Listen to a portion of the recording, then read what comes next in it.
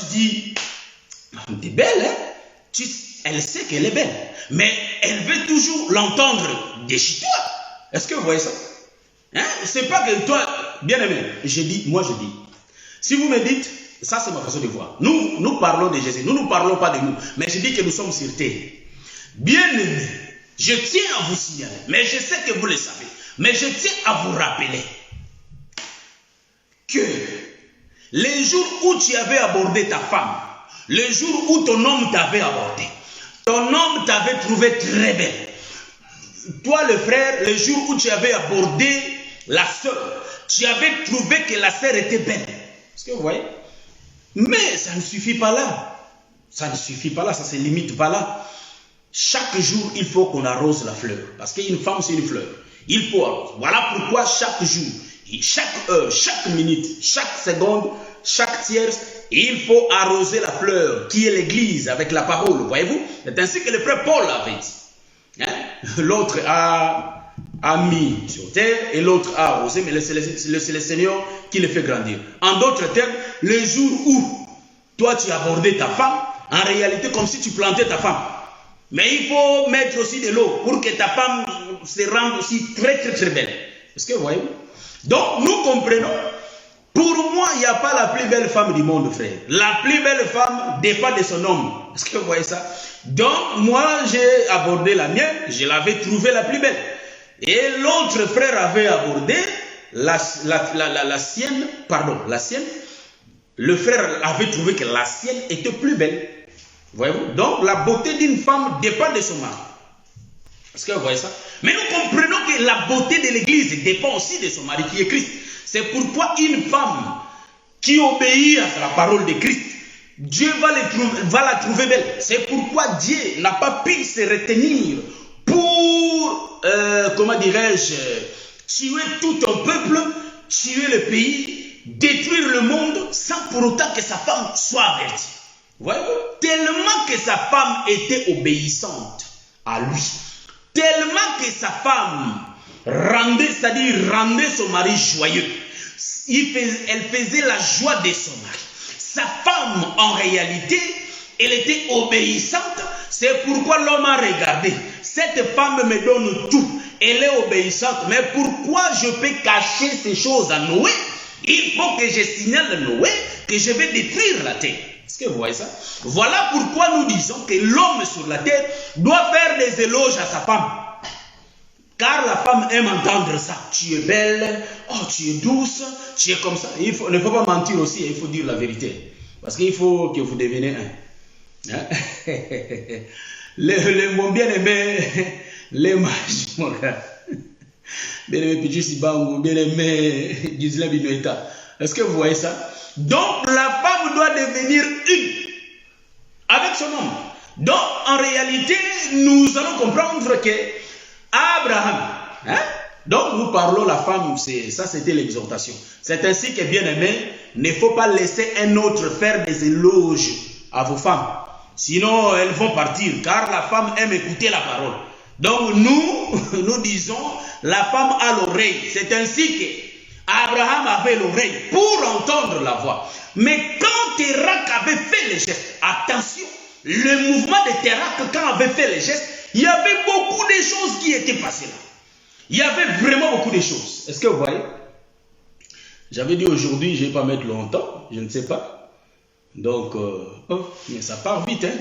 Donc, en réalité, nous disons ceci, qu'il y avait beaucoup de choses qui s'étaient passées. Or, quand Térak est mort, nous comprenons que c'est la fin de la loi, le début de la grâce. Nous comprenons qu'en réalité, Josué va prendre le relève. Or, Josué qui prend le relève, en réalité, c'est le Seigneur Jésus-Christ qui prend le relève. Est-ce que vous voyez? Donc, la loi est finie, maintenant c'est la grâce. Or, le frère Jean nous dit que la loi a été donnée par Moïse. Donc, c'est Térak. Et la grâce a été donnée par... Je prends l'écriture de Jean chapitre 1, le verset 17. La loi a été donnée par Moïse. La grâce et la vérité sont venues par le Seigneur. Voyez-vous? Donc, c'est le Seigneur Jésus-Christ. Or, c'est le type de Josué. Voyez? Donc, une femme ne peut pas rester sans mari. C'est pourquoi nous conseillons toutes les femmes. Si vous êtes trop autoritaire, il faut changer. Il faut écouter la parole, il faut se transformer. Car une femme a été créée pour qu'elle soit conduite par l'homme. L'homme aussi doit aimer sa femme. L'homme ne va pas faire du mal à sa femme. Parce que vous voyez ça, c'est ainsi que je n'ai pas vu là où Dieu avait fait du mal à sa femme, obéissante. Les hommes qui étaient morts, Dieu les avait tués parce qu'ils n'étaient pas obéissants. En réalité, ils voulaient se montrer comme s'ils avaient de l'autorité devant Dieu. Dieu dit de ne pas faire ça et ils font. Donc en réalité, ce sont des femmes désobéissantes. Dieu les a tuées, Dieu les tuait. Est-ce que vous voyez ça? Mais une femme obéissante, elle fait la joie de son homme. Vous posez des questions. Mais pourquoi mon mari ne reste pas à la maison? S'il vient du travail, il part directement. Il ne reste pas avec moi. Parce que c'est toi qui as planté les épines à la maison. L'homme ne peut pas s'asseoir. Tu crées toujours des problèmes. Est-ce que vous voyez ça? Il crée toujours des problèmes, frère. Quand il y a trop de problèmes à la maison, l'homme ne reste pas à la maison. L'homme est obligé de sortir pour aller passer le temps ailleurs. Est-ce que vous voyez ça? C'est ainsi que nous disons, il faut que les femmes enlèvent les épines à la maison. Donc, il faut que les femmes donnent la place aux hommes, qui restent des hommes. Est-ce que vous voyez ça? Il faut que les hommes aussi ne deviennent pas des femmes. Est-ce que vous voyez ça? Hein? Vous avez posé la question, mais comment un homme peut devenir une femme? Mais si la femme commence à jouer le rôle de l'homme à la maison, mais en réalité, automatiquement, l'homme est devenu comme une femme. Ça, c'est changer des choses. J'ai sali mon bien-aimé qui parle bien. Le bien-aimé Timbantek, que le Seigneur te bénisse. J'ai donné des éloges. Moi, je suis comme ça. C'est pourquoi, mon frère, moi, il y a beaucoup de gens qui maïssent. Pourquoi? Parce que moi, quand j'aime la chose, moi, je me prononce. Donc, moi, je me prononce. Là, il faut demander maintenant comment est ma femme. Moi, je me prononce quand j'aime la chose. Est-ce que vous voyez ça? Donc, je fais des éloges ici. Au bien-aimé Fiston Kazi qui parle bien. Je fais des éloges au bien-aimé William Raboni qui prêche bien. En tout cas, quand on les attend, parfois moi je dis waouh, c'est comme ça. J'ai fait des éloges au bien-aimé Edmond Gassama. Leur émission, j'avais suivi ça hier. Quand je faisais la route, Dieu m'a fait la grâce. J'ai eu le temps de regarder l'internet. J'ai vu leur message. J'ai suivi. J'ai écouté Patou Soda Nkolo. J'ai écouté le bien-aimé Edmond Gassama et le bien-aimé Boïka. C'est là où ça m'a donné la joie, voyez-vous. Donc, je vis le bien-aimé Timbantek que j'ai dit vraiment que le Seigneur vous bénisse. Donc, on ne peut pas bénir les fils sans pour autant bénir leur père. Je salue le bien-aimé le docteur Roger Bouleni. Donc, en réalité, que le Seigneur vous bénisse. Donc, vous parlez bien. Il y a le bien-aimé aussi qui parle bien, que je ne peux pas oublier. L'apôtre, que je ne peux pas oublier. Donc, que le Seigneur a Pambola et Mingi et Sikaza Mosala. Il travaille tellement trop. Donc, Koloa Pambolaye, Koloa Batelaye. Donc, le bien-aimé Tek connaît de qui il s'agit. Je garde encore les noms. Je vais prononcer les noms les samedis prochains. Donc, je donne des éloges. C'est pourquoi les gens sont contre moi. Mais quand on voit la chose, il faut glorifier le Seigneur. C'est là où je dis qu'il y a une génération montante. Je sais que quand ils vont commencer à prendre des révélations, ça sera chaud. Vraiment, que le Seigneur vous bénisse. Donc, en réalité, ici, j'ai dit, frère, que dans ces choses, nous voyons qu'en réalité, une femme doit obéir à son homme. C'est pourquoi Abraham était obéissant à la voix. Et il connaissait, pour que je puisse marcher, il faut que la voix. Sans la voix, je ne peux pas marcher. Or, la voix n'est rien d'autre que Josué. Est-ce que vous voyez ça? C'est ainsi que je vous ai dit, Terak n'a pas parlé. Mais ici, nous allons voir la voix. Nous allons prendre l'écriture pour lire la voix. Nous allons lire la voix. La Bible dit, Genèse chapitre 12, le verset 1. L'Éternel dit à Abraham, va-t'en de ton pays, de ta patrie et de la maison de ton père. Pourquoi l'Éternel va dire? Parce que l'Éternel a constaté la mort de Terak. Donc en réalité, pendant que Terak a mené le peuple à Canaan, l'Éternel ne disait rien. Nous comprenons que Terak était l'ombre du Père, c'était l'Éternel lui-même.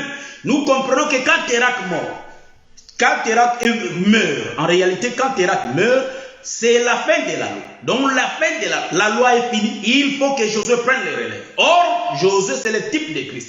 En réalité, c'est le type de la foi. Donc, l'Éternel dit à Abraham, nous comprenons que c'est lui qui prononçait au commencement dans la création, qu'il y ait un soir et qu'il y ait un matin, c'était la même voix. Donc, nous comprenons, c'est lui-même Dieu qui conduisait le peuple le matin, et c'est lui-même Dieu qui conduit le peuple le soir. Voilà pourquoi ici, nous allons voir ici, il va dire à Abraham de continuer la route. Donc si l'Éternel n'était pas venu pour faire sortir Abraham de Charan, en réalité il allait rester là. Il allait rester là-bas. Donc parce qu'une femme ne connaît pas la route, elle ne connaît rien. Donc c'est lui qui connaît les chemins. Donc c'est lui qui connaissait les chemins de Canaan. En réalité c'était Térak. Comme Térak était mort, Abraham était resté là. Pour qu'Abraham parte, il faut que la voix parle. Donc quand la voix avait parlé, et Abraham était sorti. Donc ici, le prophète Moïse qui a écrit ici, il nous a dit seulement comme ça que la voix était sortie. Mais en réalité, il y avait beaucoup de retentissements, beaucoup de mouvements. Il y avait des tonnerres et des grondements pour la voix qui avait parlé à Abraham. Donc en réalité, pour qu'Abraham sorte, l'Éternel avait tué les gens pour Abraham sorte. Mais pour voir ça, il faut lire les autres livres pour voir ces mouvements. Voilà pourquoi nous allons prendre rapidement l'histoire de Noé pour démontrer qu'en réalité, la voix de l'Éternel, c'est une voix puissante. C'est pourquoi. Bien aimé, j'ai à 1h du temps là. On a déjà fait 1 heure. Que le Seigneur vous bénisse. Je suis aujourd'hui maillé les frères. Je suis en train de voir le temps. Je suis un peu sage pour regarder le temps. Pour ne pas trop parler comme la fois dernière. Est-ce que vous voyez? Mais je ne suis même pas c'est-à-dire à la moitié de mon enseignement, mais je vais continuer un peu. On va prendre quelques minutes encore.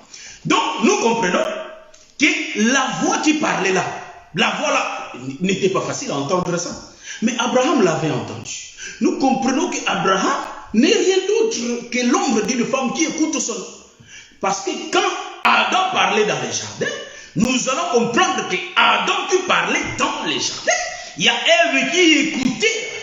Mais les animaux ne pouvaient pas écouter, comprendre le langage d'Adam. Car le langage d'Adam, en réalité, devant les animaux et les plantes, en réalité, c'était des tonnerres et des grondements. Voilà pourquoi, le langage de Dieu vers Abraham, il y avait qu'Abraham qui pouvait l'écouter. Est-ce que vous voyez ça? Or, Abraham ici, nous voyons n'est rien d'autre que Noé. Pardon, j'ai dit, or la voix de l'Éternel ici n'est rien d'autre que Noé. En réalité, la voix de l'Éternel, c'était Noé. Je vais prendre l'écriture. Je vais prendre l'écriture dans le livre de Genèse, toujours Exode. Nous allons prendre Exode chapitre 20. Mais cette écriture que je vais prendre, j'appelle les témoins, mais je le dis, il ne faut pas arriver encore, car je vais prendre quelque chose, après je vais t'appeler pour entrer dans la maison. Est-ce que vous voyez?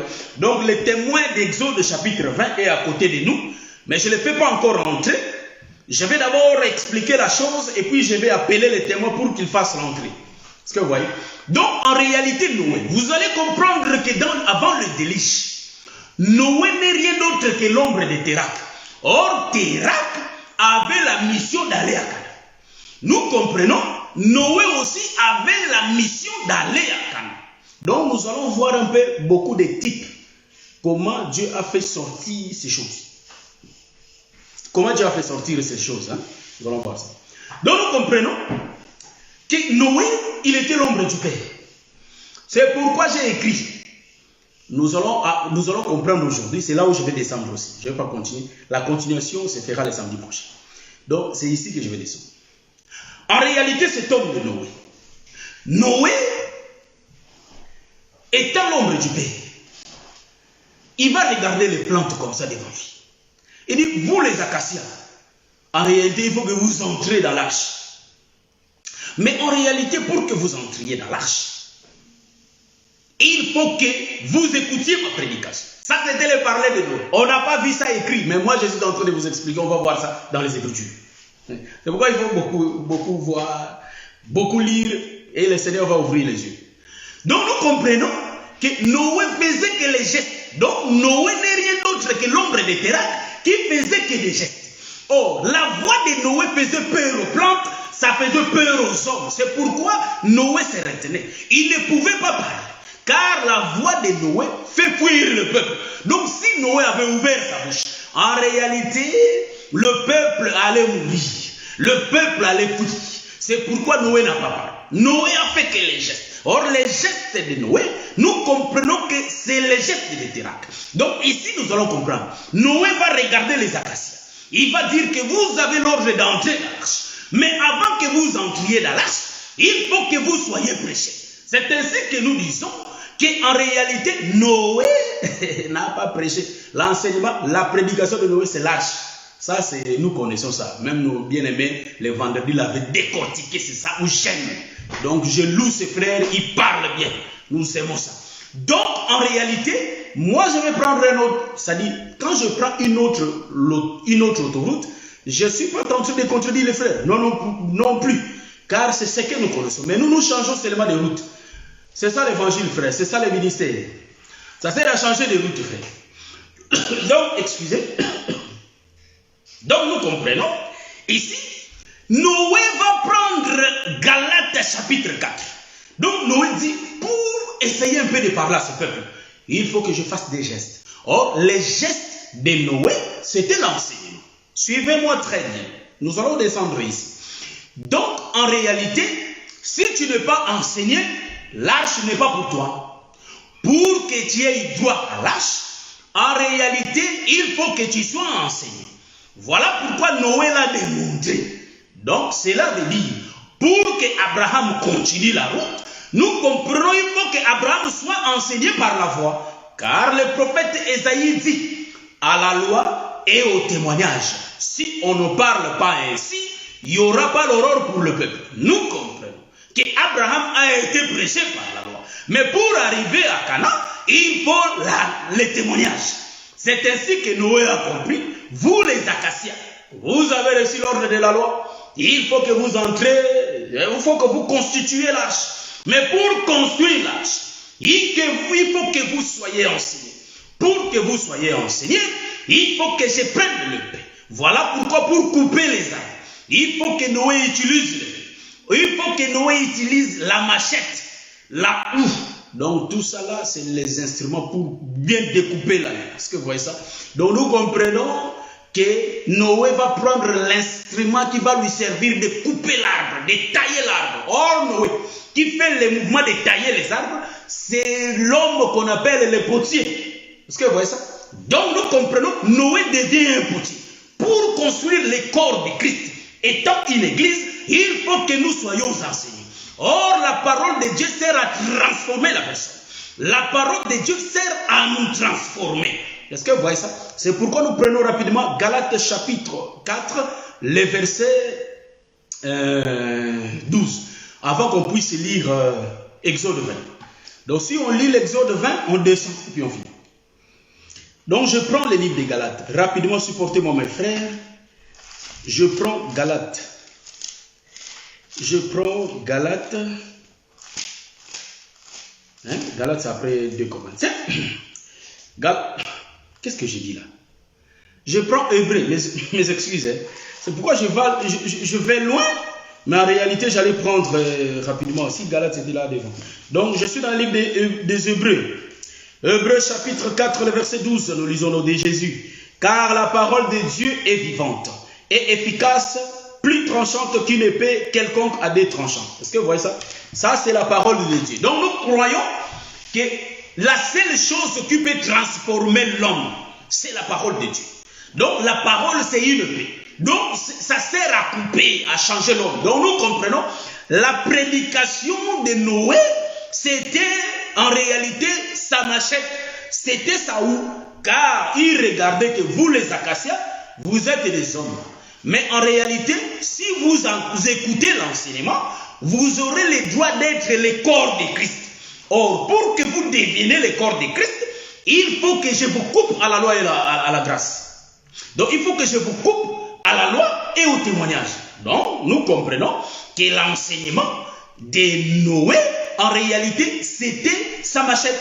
L'enseignement. Parce que, pourquoi j'ai dit c'était sa machette? J'ai seulement pris une autre autoroute, frère. Dans ces choses, il y a beaucoup de virgules, beaucoup d'autoroutes, beaucoup. C'est pourquoi un ministre ne peut pas taper la poitrine. C'est moi qui ai la fin de ces choses. C'est moi qui connais. Non. Parce que autant que toi tu tapes la poitrine, tu vas être étonné. Tu vois, il y a le frère Paul qui arrive. Il démontre les Écritures. Il dit, Ces choses sont compliquées. Oui, nous avons un seul Père, un seul Père, mais qui a choisi 12. Voyez-vous? Donc, si tu es rebelle, il ne faut pas dire que non, moi je suis rebelle, c'est moi, c'est moi. Non, non, non, non, non. On ne tape pas la poitrine. Il y a un seul homme qui tape la poitrine, c'est le Seigneur Jésus-Christ lui-même. Car le ministère, c'est lui. Donc, c'est lui l'alpha et c'est lui l'oméga. Voyez-vous? Donc, nous dépendons de Jésus. Si Jésus t'essouffle, tu dis, ah, merci Seigneur, merci. C'est pourquoi moi je crois que ces choses, c'est Dieu. Ce n'est pas les hommes, frère. En tout cas, moi je sais que c'est Dieu. On peut faire beaucoup d'études, frère. C'est Dieu. Quand Dieu choisit la personne, il vient, il communique la personne. Est-ce que vous voyez ça? Là où tout le monde est passé. Mais quand Dieu choisit, il communique la personne et il inspire la personne. Est-ce que vous voyez ça? Car ces choses ne viennent pas des hommes, frère. Tu peux suivre des hommes. Si le Seigneur a mis le ministère en toi, même si les gens t'haïssent, les gens te critiquent, les gens font du n'importe quoi contre toi. Mais si tu es choisi de l'Éternel, l'Éternel va démarquer toujours quelque chose. Les hommes diront que oui, oui, c'est loin de Dieu. C'est pourquoi Paul ne pouvait pas dire que Barthélemy n'est pas apôtre. Oh, mais là, il va contredire le Seigneur. Est-ce que vous voyez ça? Donc, le frère Pierre, quand il va se regarder, moi, si on met des mouchoirs à moi, il y a des gens qui se guérissent. Hein? Non, ça c'est le frère Paul. Le frère Paul qui dit, moi c'est moi. Parce que quand on va mettre des mouchoirs sur moi, quand ils vont mettre ça chez les malades, ils seront tous guéris. Donc ils sont guéris. Donc c'est moi. Pierre aussi regarde, oh, mais mon ombre quand je marche, quand ça touche des malades, il y a des gens qui sont guéris. Qui par mon ombre. Et quand ils vont regarder Matthieu, et quand ils vont regarder Marc, ils vont dire, mais chez eux, on n'a pas vu, hein, frère, tu vois. Donc, non, les choses de Dieu, c'est pas comme ça. Dieu qui les a choisis, il sait lui-même les pourquoi. Il a déversé quelque chose. C'est grâce à Marc que nous lisons. Vous voyez ça? Il y a donc, les 12 là, le Seigneur les avait choisis pour un but. Est-ce que vous voyez ça? Donc, tous les ministres qui présentent l'agneau, Dieu les a choisis pour un but. Il y a les autres qui nous présentent les poils de l'agneau. Il y a les autres qui nous présentent les pieds de l'agneau. Les autres nous présentent la queue de l'agneau. Les autres nous présentent les intestins de l'agneau. Est-ce que vous voyez? Les autres, les yeux de l'agneau. Donc, tout ça fait la beauté de l'agneau. C'est ainsi que, bien aimé, il faut suivre tout le monde. Le docteur Guy Roger ne saura pas tout dire. Il faut aller aussi chez les autres suivre pour avoir la connaissance.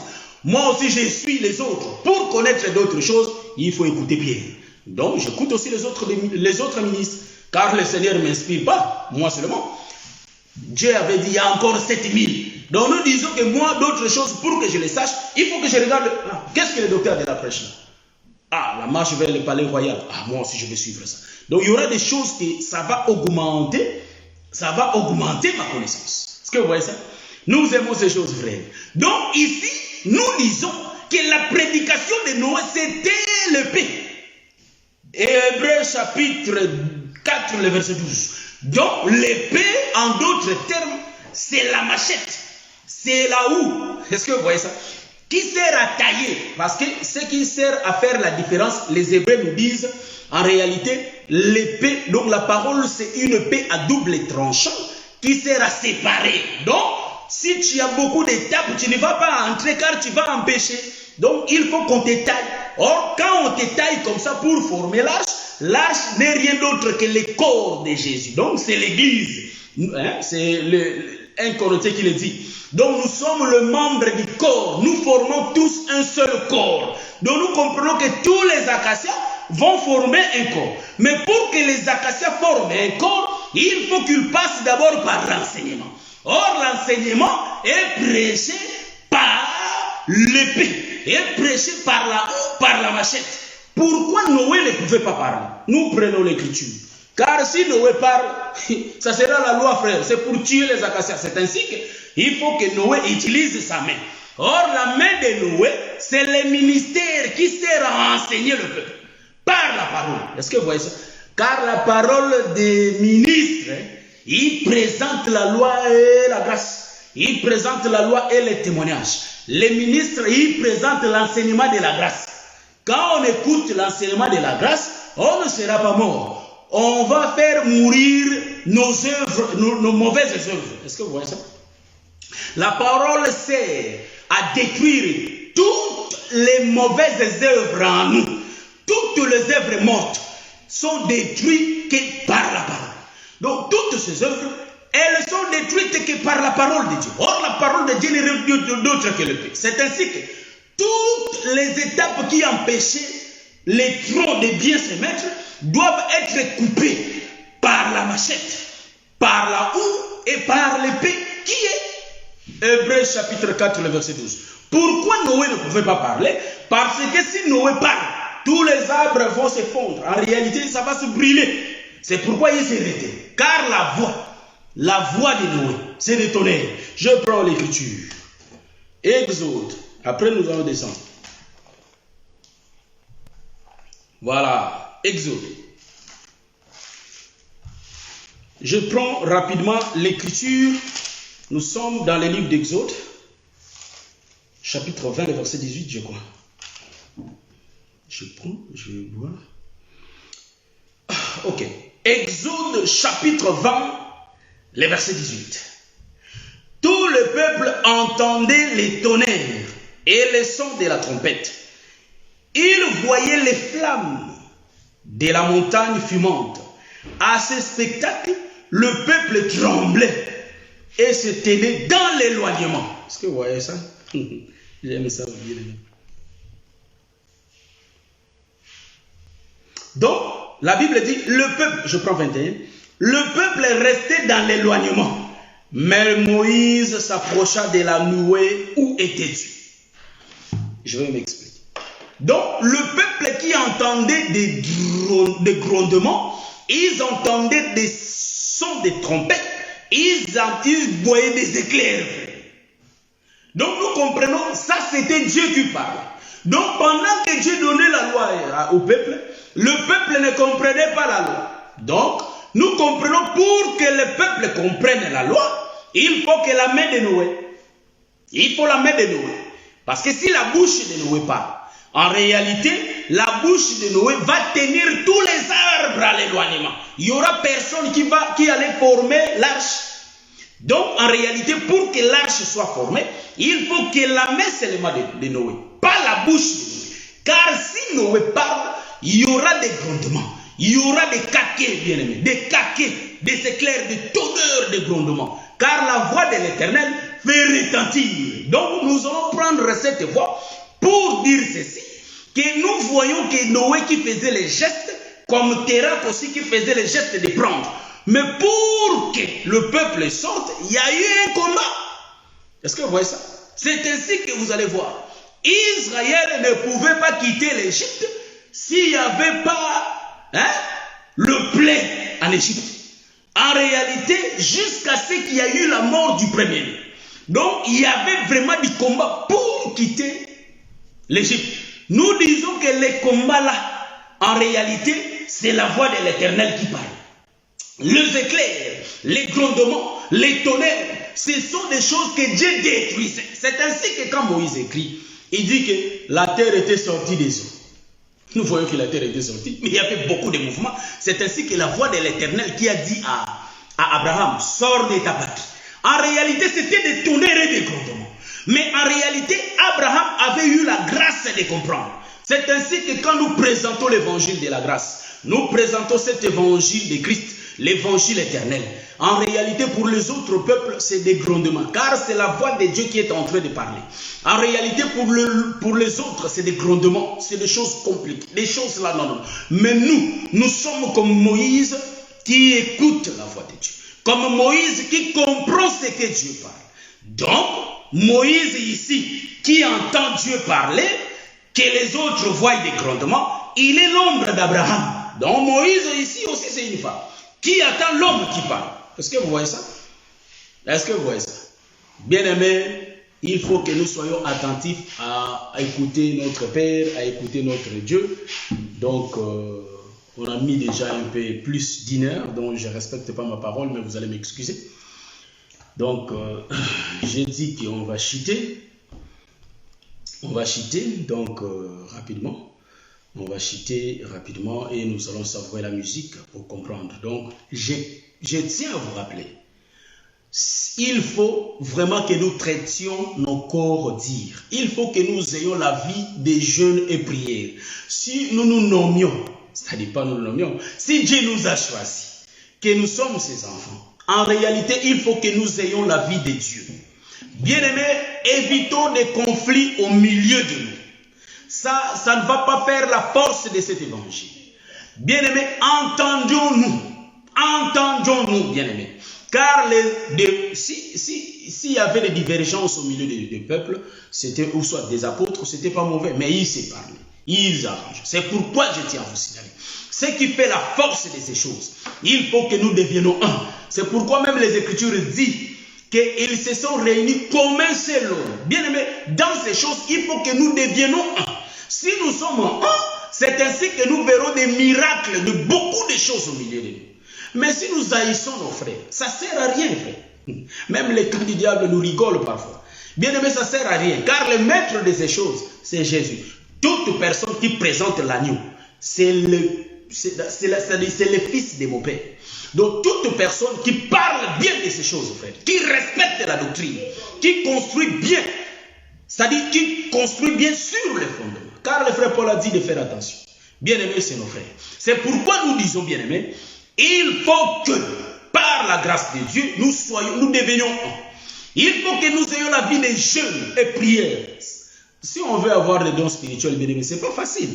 Vous croyez que oui, c'est la grâce, mais il faut que l'homme aussi travaille. C'est pourquoi l'homme aussi dans les jardins avait travaillé.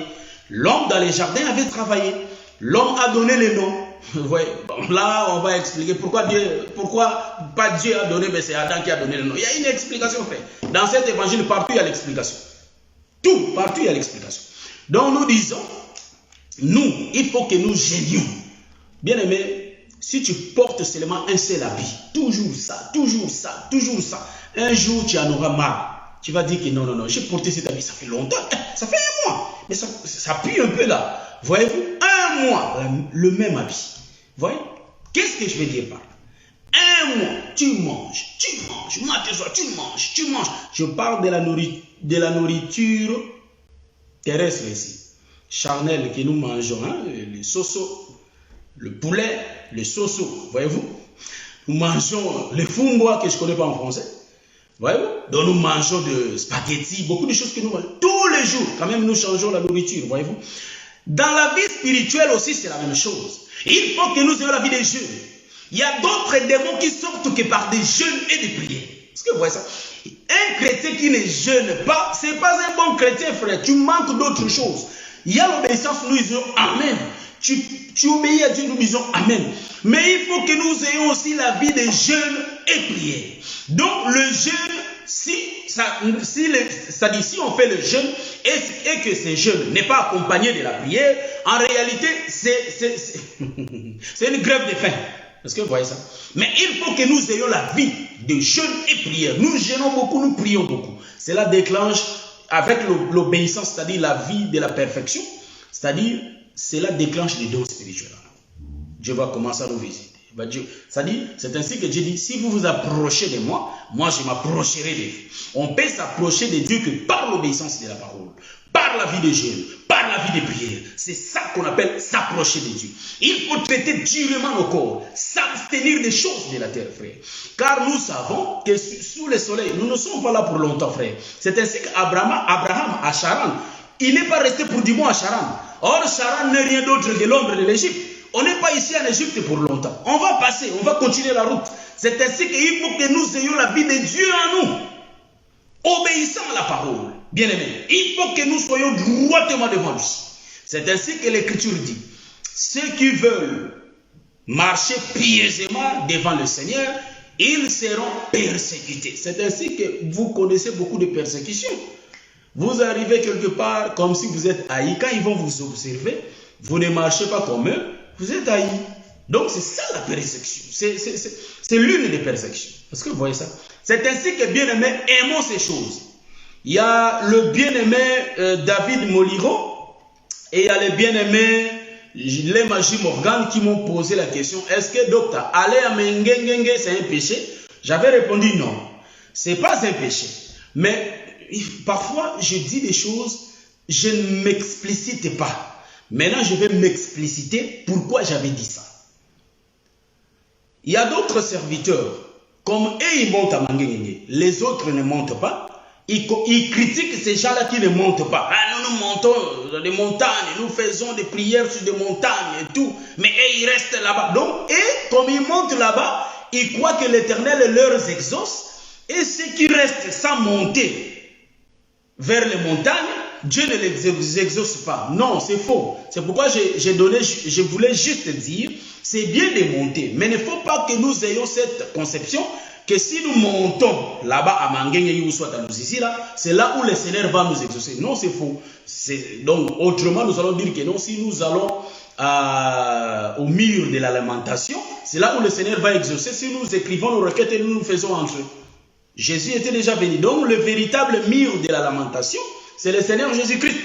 C'est-à-dire la véritable Mangengue et la véritable montagne de Lusisila, c'est le Seigneur Jésus-Christ. Donc, dès que tu as Jésus en toi, en réalité, tu as le Seigneur. Donc, tu peux tout dire, le Seigneur va t'exaucer. Donc, pour ceux qui montent des montagnes, de se retirer, ce n'est pas mauvais. Ceux qui se retirent dans des chambres, ce n'est pas aussi mauvais.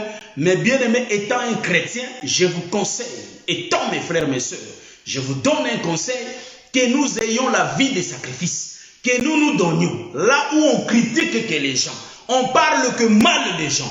Bien-aimés, vous avez l'idée de 2014, vous avez l'idée de 2010, vous avez l'idée de la personne de 2009. Mais bien-aimés, tous les jours, nous sommes en train de courir, comme le frère Paul dit. Peut-être que je courais sans respecter les normes, mais actuellement, nous courons en respectant les normes. Vous parlez d'hier, on est aujourd'hui. Hier, j'étais comme ça, mais pas aujourd'hui.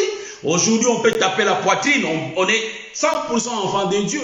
Parce que nous marchons selon la vie de Dieu. Nous obéissons à Dieu. C'est ainsi que là où on critique les frères, là où on critique, on parle mal de frères, de sœurs, il faut se déplacer. Il faut sortir. Pourquoi? Parce que on parle le mal des frères d'hier. Le mal de sœur, la sœur là, elle n'est pas sérieuse. C'était hier, frère, pas aujourd'hui. À chaque minute, Dieu peut changer la personne. C'est pourquoi Noé tient l'épée. L'épée de Noé sert à changer les gens. Tous les jours, Noé travaillait. Noé décortiquait les arbres. Il taillait les arbres. Il donnait la forme aux arbres. Noé savait. Donc, si toi, tu avais regardé l'arbre là, hier, tu as critiqué cet arbre. Ah, il n'a pas... Cet arbre-là, toi, Kassala, t'es trop court. Tu n'as pas la place là-bas. Tu as trop des étapes. Mais Noé est toujours là, avec son épée. Il est en train de tailler. Donc, chacun à son tour. C'est pourquoi, frère, il faut bien parler des frères. Il faut parler bien de frères, de sœurs. Est-ce que vous voyez ça? C'est pourquoi la Bible dit, bien aimé, il faut que nous nous aimions. Il faut que nous aimions les autres comme nous-mêmes. Je sais que ça aussi, c'est une parabole. Ça aussi, c'est un caquet. C'est un handicap, frère. Hein? Aimer son prochain comme soi-même. Ah, ça, c'est dur. Mais la Bible dit, donc, selon la doctrine, il faut que nous aimons nos frères comme nous-mêmes. Quand on aime quelqu'un, on ne peut pas regarder toujours son mal. Il faut voir aussi son bien. C'est ainsi que tu fais une erreur. Tout le monde t'haït. Tout le monde ne veut pas de toi. Pour une erreur. Mais regarde devant Dieu. On fait 1000 erreurs. Pour un bien seulement. Le Seigneur a besoin de ce bien-là. Donc, le Seigneur nous pardonne. C'est ainsi que, bien aimé, ayons cet esprit de parler de bien de frères, de bien de sœurs, d'aimer nos frères, d'avoir une vie de prière. Changeons, bien aimés, comme les arbres qui a constitué l'arche. Donc nous constituons le corps de Christ, marchons pieusement. Que le Seigneur vous bénisse. Nous allons savourer la musique et on descend. Vraiment, on descend. On écoute la musique là-bas avec notre bien-aimé, la sœur, et on va écouter. Voilà, on attend la musique. Hein. Que le Seigneur vous bénisse. Moi, j'aime la musique, frère.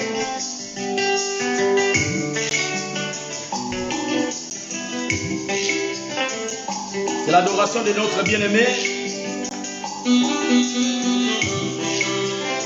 Le bien-aimé Timothée, depuis Pointe-Noire, je crois. On se voit le samedi prochain, bien-aimé. Je vous salue tous au nom de Jésus.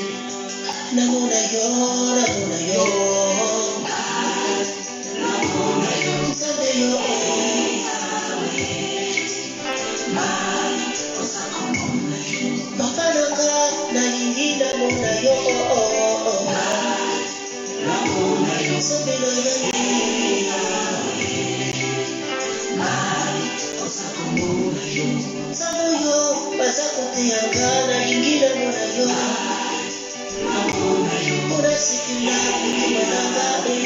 vous salue tous.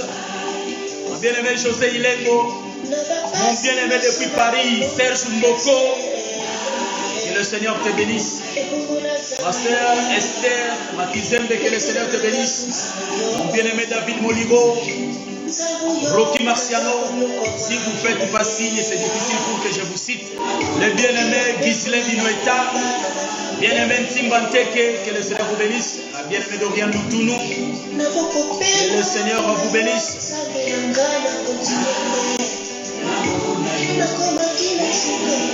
Ah, ma sœur Christine, toi qui nous as accueillis à Verviers, que le Seigneur te bénisse. Hein, Guanapoa, que le Seigneur te bénisse. Bien-aimé Ghislain, on est là, le frère Ghislain. La sœur José Ilengo, ma bien-aimée, la sœur Wani Mila, que le Seigneur te bénisse. Amen. Nous avons besoin de voir le Père. Le Père lui-même. Ainsi qu'il avait dit, montre-nous le Père, cela nous suffit. Nous avons besoin de voir Jésus, le Père. Le samedi prochain, on est là, à 19h, pour continuer. Je salue mon bien-aimé, le frère Dean Davis, que le Seigneur te bénisse. Je salue le bien-aimé Joël Guianon, que le Seigneur te bénisse. La sœur Mélodie Jaël, que le Seigneur te bénisse. La sœur Victoria, tous les saints à Colonne, je vous salue. La sœur Victoria, la sœur Gloria, que le Seigneur te bénisse. Je salue Maman Annie. Je salue Maman Elie. Ah, bien-aimé les Magie Morgan. Biso, bateau de message dans ma banque est automatique. Je salue tous les ministres de l'évangile. Je salue mon bien-aimé depuis Munich, le frère Bruli. Je te salue depuis Munich. Ma soeur Wani Mbila, Wani Mbila, maman Wani Mbila, que le Seigneur te bénisse. La soeur Alice, elle est rarement, elle se connecte rarement, mais je la salue tous les jours. Que le Seigneur la bénisse. Maman Esther Makizembe, que le Seigneur te bénisse. Donc nous bénissons la sœur José Ilengo.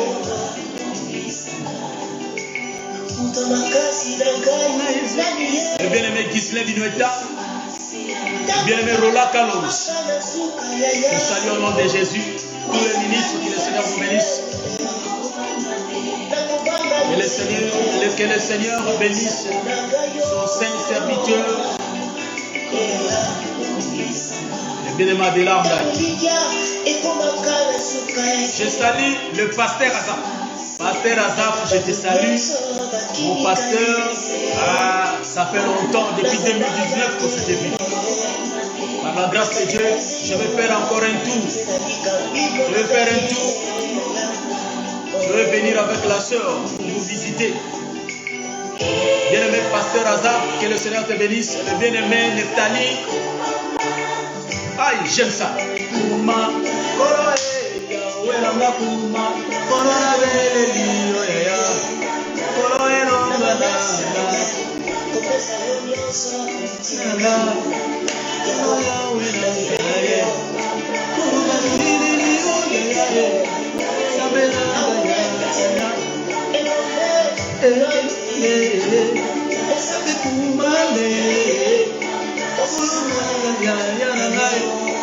Amen, mon bien-aimé ici, Morgan Lema, je suis béni, amen.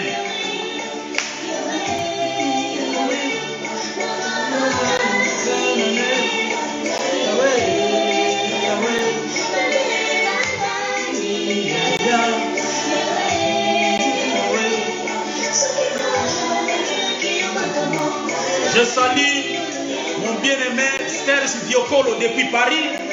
Le bien-aimé Gloire Batika, je te salue depuis Paris. Le pasteur, le bien-aimé, je te salue.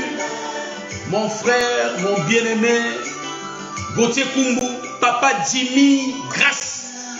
Ah, mon bien-aimé, Papa Jimmy, grâce, que le Seigneur te bénisse. Tout le travail, que le Seigneur vous bénisse. Je crois qu'on se voit prochainement, c'est-à-dire le samedi prochain, 19h, on sera là. Mais tantôt, on va se voir encore. Que le Seigneur vous bénisse. Je salue tous les ministres que j'aime beaucoup. Que le Seigneur vous bénisse. Ciao.